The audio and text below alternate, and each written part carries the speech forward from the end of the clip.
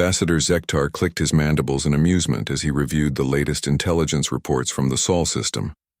The bipedal mammals of the third planet had remained stubbornly silent for over 2 centuries since first contact, despite repeated attempts by various galactic civilizations to establish meaningful dialogue.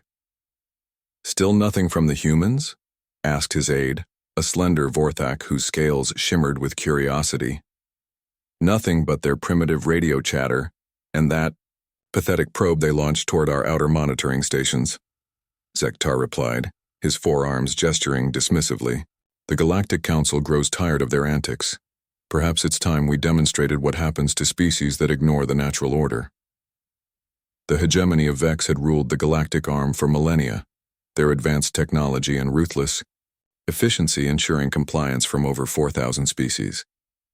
Earth's continued isolation was becoming an embarrassment, a backward world that dared to ignore summons from their betters.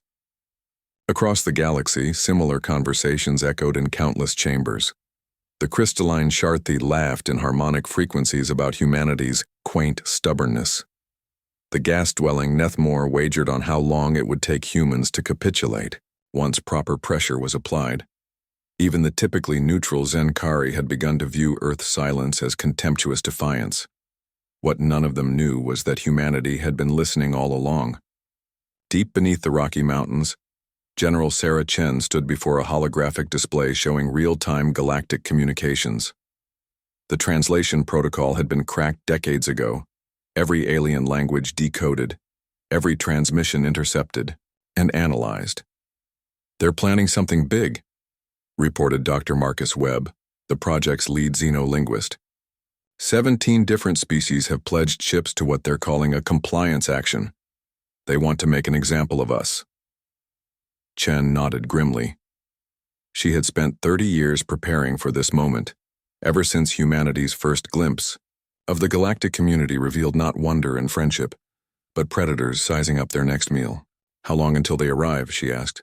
6 months, maybe 7. They're not rushing. They see us as an annoyance, not a threat." "Good." Chen turned to address the assembled officers. "Activate Protocol Prometheus.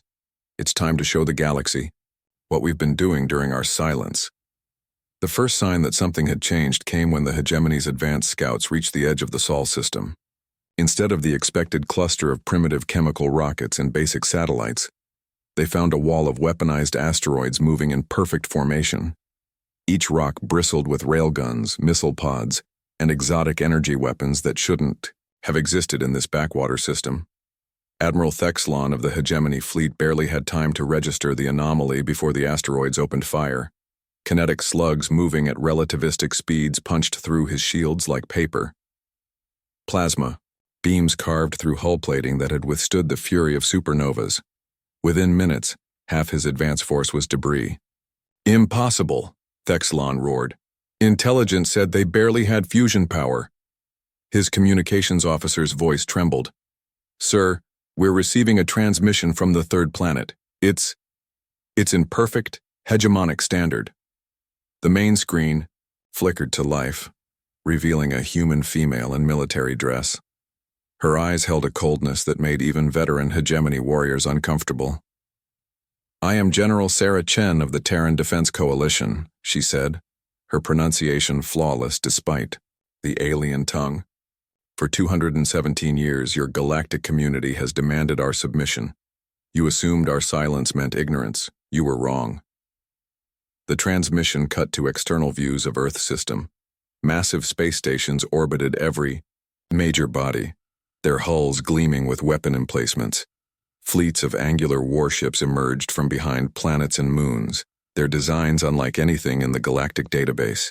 Most shocking of all, the asteroid belt itself had been transformed into a defensive maze of gravitational manipulators and hidden weapon platforms.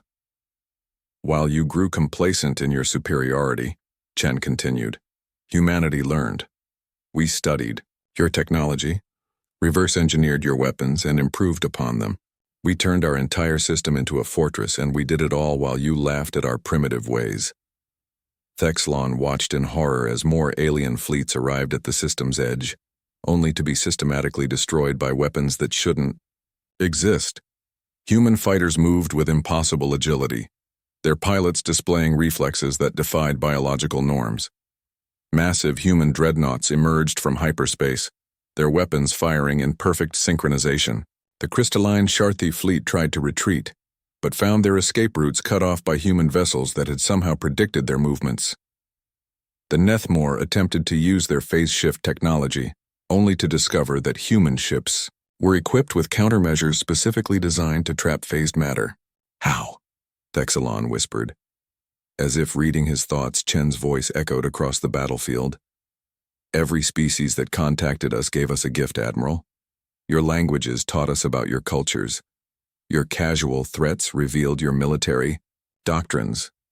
Your arrogance showed us your weaknesses. We've been preparing for this day since your first transmission reached our world. The battle was over in less than 4 hours. Of the 17 species that had come to force Earth's compliance, only a handful of ships remained. They hung motionless in space, their crews paralyzed by the realization that they had not encountered primitive mammals, but apex predators who had spent centuries preparing for war. You came here expecting to find cattle, Chen said in her final transmission. Instead, you found wolves. Remember this day and carry word back to your masters. Humanity has been silent because we were busy. We were learning, building, and waiting. Now we're ready to speak. She paused, her smile cold, as vacuum. And humanity speaks in fire and steel. The surviving alien vessels limped away from Sul, carrying with them a terrible truth. The galaxy had a new apex predator, and it wore a human face. The age of easy conquest was over. The age of humanity had begun. In the depths of space, human fleets began their own journey toward the galactic core, ready to introduce their neighbors to the concept of reciprocity.